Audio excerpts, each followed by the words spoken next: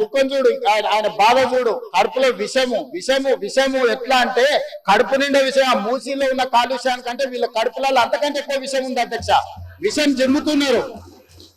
మీరు మూసీ కాలుష్యమే ప్రమాదం అనుకుంటున్నారు అధ్యక్ష. ఈ మనుషుల కడుపుల్లో ఉన్న విషయం మూసి కాలుష్యానికంటే ప్రమాదకరంగా తయారైంది అధ్యక్ష. ఏం నొప్పి అధ్యక్ష? నేను ఎవరినైనా విమర్శించిన అధ్యక్ష? నేను ఈ ప్రభుత్వం ఏం కార్యక్రమాలు చేపట్టబోతుందో సభలో సభ్యులు మాకు తెలవాలని అడిగినారు. పాయల శంకర్ గారు ఏం అడిగినారు అధ్యక్ష? మేము సభ్యులము, ప్రభుత్వం ఏం చేస్తుందో మాకు వివరించండి, మేము కూడా మా చేతనైన సాయం చేస్తామని మాట్లాడింది అధ్యక్ష. నేను వివరాలు చెప్పే ప్రయత్నం చేస్తే విషయం ఎందుకు కప్పుతున్నారు అధ్యక్ష? ఈ రోజు క్వశ్చన్ అవర్ లో సప్లిమెంటరీ క్వశ్చన్స్ 2 ఉంటాయి. 10 క్వశ్చన్స్ ఉండవు, 10 మందికి ఇయ్యరు. స్పీకర్ గారు అలౌ చేశారు, స్పీకర్ గారు నాకు అనుమతించారు వివరించమని. స్పీకర్ గారి అధ్యక్ష వాళ్ళ ప్రాధాన్యత ఏందో మీకు అర్థమైంది కదా అధ్యక్ష. ఈ చర్చ జరగవద్దు, ఈ నిజాలు ప్రజలకు తెలియవద్దు, విషం కడుపు నిండా విషం. మీరు కళ్ళు చూడండి అధ్యక్ష, అసలు వాళ్ళ కళ్ళలో చూడండి. వాళ్ళ కళ్ళకిన వేలే శక్తి ఉంటే ఆ విషపు కళ్ళతో చూస్తే మొత్తం కాలి బూడిదైపోయేటట్టు చూస్తున్నారు అధ్యక్ష. కప్పిపుచ్చుకోవడానికి అద్దాలు పెట్టుకుంటున్నారు అధ్యక్ష. అది కప్పిపుచ్చుకోవడానికి అద్దాలు పెట్టుకుంటున్నారు అధ్యక్ష. అద్దాలు పెట్టుకున్నా మీ విషపు చూపులు ప్రజలకు అర్థమవుతాయి. అందుకోసమని నా మాట ఒక్కటే అధ్యక్ష. ఈరోజు తెలంగాణకు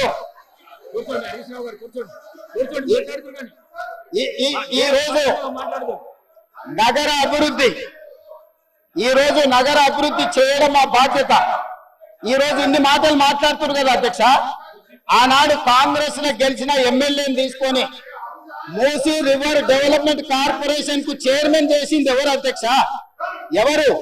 ఈ రోజు వివరాలు చెప్తుంటే ఆ నొప్పెందుకు అధ్యక్ష? ఆ నొప్పెందుకు? మీరు అనుమతి ఇచ్చిన తర్వాత వాళ్ళెవరు అధ్యక్ష ప్రశ్నించనికే? వాళ్ళెవరు సభ్యులు?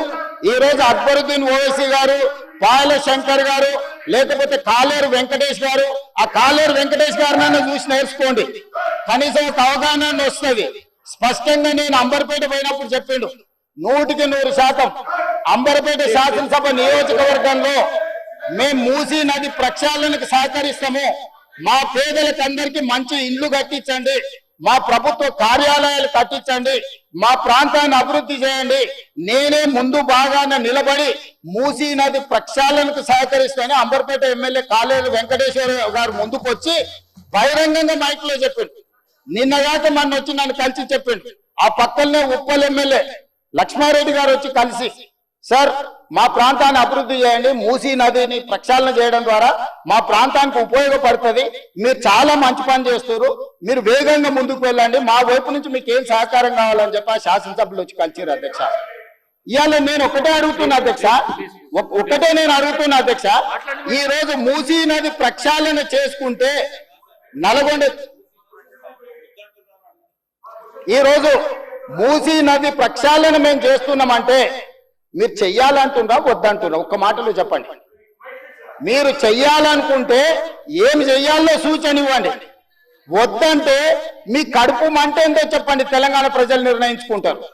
అందుకే ఈరోజు మూసీ నది పరివాహక ప్రాంతాన్ని నైట్ ఎకానమీగా మారుస్తా అని చెప్పిన అధ్యక్ష. ఈరోజు మూసీ నది పరివాహక ప్రాంతంలో ఉన్న పేదలకు మంచి వసతులు కల్పించి, వాళ్ళ పిల్లలు చదువుకోవడానికి మంచి పాఠశాలలు ఇచ్చి, వాళ్ళకు ఉద్యోగ ఉపాధి అవకాశాలు కల్పిస్తామని మేమంటే లేదు, అది అట్లనే ఉండాలి, తరలించడానికి వీల్లేదు, కట్టడానికి వీల్లేదు, మేము అడ్డం పండుకుంటాం, మేము నిలువు పండుకుంటామన్నారు. మరి మన వర్షాలు వచ్చినప్పుడు పోయి పండుకునేది ఉండే అధ్యక్ష, పోలేదు. ఏమి లేనప్పుడు ఆ పక్కన ఉన్న కాలనీలలో పండుకొని వచ్చింది అధ్యక్ష. ఇప్పుడు ఉండమని ఉంది అధ్యక్ష నెల రోజులు.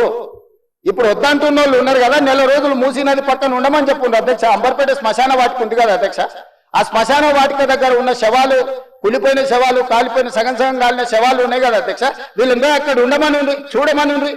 ఏ దుర్భరమైన పరిస్థితి ఉందో అర్థమవుతుంది, ఏ దుర్భరమైన పరిస్థితుల్లో ప్రజలు ఉన్నారో అర్థమవుతుంది. అందుకే ఈ రోజు ప్రపంచ స్థాయి సంస్థలను కన్సల్టెంట్ గా పెట్టుకున్నాము. ఫస్ట్ ఫేజ్ ఒక కొలిక్ వచ్చింది, మిగతాది కూడా విడతల వారిగా ప్రాజెక్టు రిపోర్టు జరుగుతుంది. నేను హైదరాబాద్ నగరంలో 5 ఏళ్లలో 1,50,000 కోట్లు ఖర్చు పెడతాం, మూసీ నది ప్రక్షాళన చేస్తామంటే 1,50,000 కోట్లు కాంట్రాక్ట్ ఇచ్చేసిరు, రేవంత్ రెడ్డి 25,000 కోట్లు తినేసిందని మాట్లాడుతున్నారు అధ్యక్ష. ఎంతసేపు వాళ్ళు ఎట్లనే మిగతా కూడా అట్లనే అనుకుంటారు అధ్యక్ష.